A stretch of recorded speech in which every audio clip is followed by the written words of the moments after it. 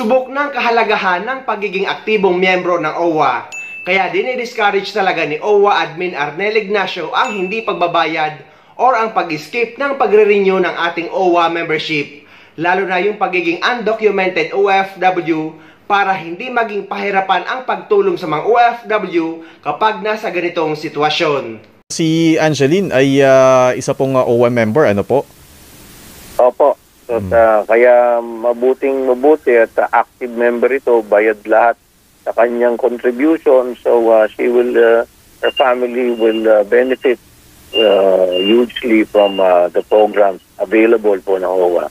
May mga livelihood, meron pa po tayong mga financial assistance and all. Mga magkano po yan, roughly, admin? For the moment, meron po na tayo maiabot na 220,000. At inaasikaso pa natin yung iba pa po niyang makukuha. Oo, at yun nga. At syempre, may parang may long-term assistance din po ba sa pamilya? Halimbawa, parang livelihood program na maaring ibang ahensya ng gobyerno naman yung gumawa. Ang OWA po, meron po dyan. Yung aming Balik-Pinas Balik-Hanap Buhay, meron kaming Tulong Puso. So, ngayon ito munang unang stage ang aming pakikiramay sa kanila. Yun munang kanilang funeral ang asikasuhin. And then, unti-unti sa bawat araw, kapag mas medyo mas receptive na sila na pag-usapan yung mga ganyang bagay, iisa-isahin nating maibigay ang tulong na yan. Sa ngayon ay yung funeral fit for a hero muna, 'di ba? Dahil nga si Angeline ay payani. Pero pag ganito ba, maitanong ko lang po, admin, pag ganyan ba, kahit hindi ba OWA member ay tutulungan din naman o kailangan ba OWA member lang po? Kasi ang OWA membership na nagbibigay sila ng $25 every 2 years, mas malawak po yung nagiging sakop.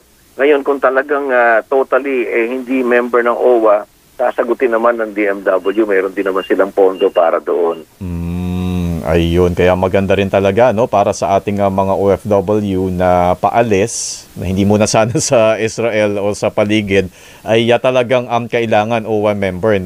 At kapag naproseso naman na maayos, ay dapat naman OWA member, unless yun nga lang na may hanky-panky o hindi maayos o illegal yung pagproseso at pag-alis nila. Kaya talagang dinidiscourage naman yan strongly na huwag sila mag-i-skip ng proseso when it comes to deployment sa ibang bansa. Kasi kapag ganito nangyayari at ikaw ay pumunta doon ng hindi kompleto ang mga requirements, documentations and all, kapag kami nangyari sa iyo, nagiging komplikado at nagiging mahirap yung pamamaraan ng pagtulong. Hindi kagaya nito, so, kompleto siya. So, napakadali sa amin. Alam niyo naman, maraming reglamento ang pamahalaan para tayo nakakapag-release ng madali ng budget. Kaya guys, lagi kong pinapaalala at lagi kong sinasuggest na dapat lagi tayong nagbabayad at nagre-renew ng ating OWA membership. Kada 2 taon naman tayo guys magbabayad dahil ang OWA membership nating mga OFW ay valid for 2 years or 24 months. At para malaman nyo kung active member kayo ng OWA ay kailangan nyo mag-download at mag-register sa bagong OWA app. Yes guys, may bagong app na ang OWA at may video na akong ginawa tungkol doon kung paano mag-register at mag-login sa bagong OWA app. Panoorin nyo ang video na ito. Paano mag-register at mag-login sa bagong OWA app? Yes guys, may bagong app nga ang OWA.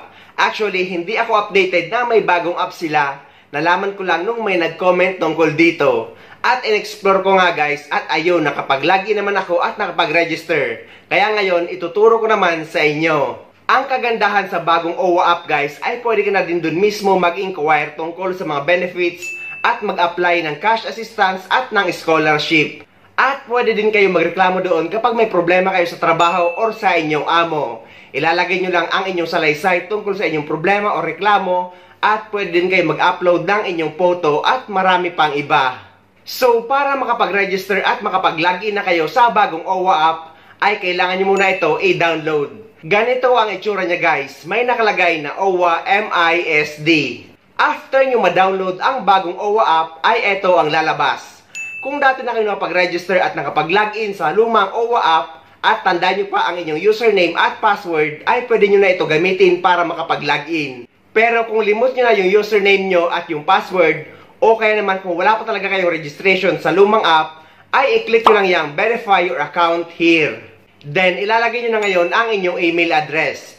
Pwede naman yata ibang email address ang ilalagay nyo dito sa bagong OWA app, ibasta nilagay nyo sa lumang OWA app.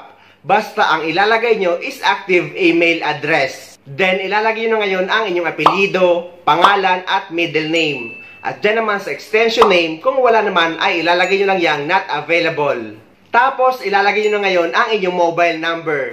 Kung wala naman kayong mobile number sa Pilipinas, ay pwede nyo naman ilagay ang mobile number na ginagamit nyo sa abroad.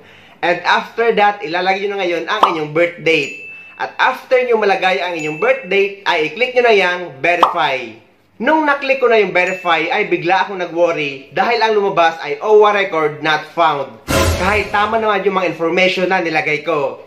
Pero kahit ganun guys ang lumabas na OWA record not found, ay pumunta pa rin kayo sa inyong email dahil nag-send pa rin sila ng username at password ko. At ginamit ko na ito sa pag-login. At ayan na guys, lumabas na successfully login na daw ako. At ayan na, nakita ko na yung record ko at active naman yung OWA membership ko. So, ganun lang guys ang gagawin nyo para makapag-register at makapag-login na kayo sa bagong OWA app. I-explore nyo lang at napakadali lang naman gamitin. At kapag clinic mo yung payment history ay makikita mo lahat ng record mo or yung mga dating binayaran mo sa OWA. At take note guys na ang OWA membership nating mga OFW ay 2 years. So, kada 2 taon tayo magre-renew at magbabayad ng ating OWA membership. Makikita mo din dyan ang OWA e-card. At kung wala ka pang OWA e-card, ay pwede ka rin mag-apply dyan. Pero hindi ko lang alam kung open na ba ang OWA e-card application sa ngayon. At eto na nga guys, yung sinasabi ko kanina na kapag gusto nyong humingi ng tulong sa OWA or mag-avail ng mga benefits, ay i-click nyo yung program and services at ito ang bubungad sa inyo. At i-click nyo yung emergency assistance at ilalagay nyo dyan guys kung ano ang reklamo nyo at kung ano ang situation nyo. At pwede rin kayo mag-upload ng inyong photo or ng picture nyo. At dito naman guys, sa program and services ay makikita nyo dyan kung paano mag-acquire ng mga benefits, kung paano mag-apply ng cash assistance or ng scholarship. Basta guys, i-explore nyo lang yan dahil lalabas naman dyan lahat.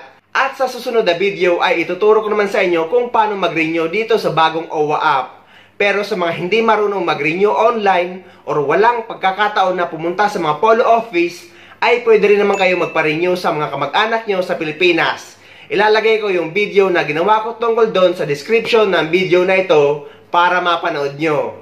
So ayun guys, sana may nakuha kayo idea at sana nakatulong ang video na ito sa inyo. At sa mga hindi pa dyan nakasubscribe sa channel ko, please don't forget to subscribe my YouTube channel and please click the notification bell para lagi kayong updated sa mga upcoming videos na gagawin ko tungkol sa mga updates sa ating mga OFW. Mula dito sa Dubai, maraming salamat. See you next time.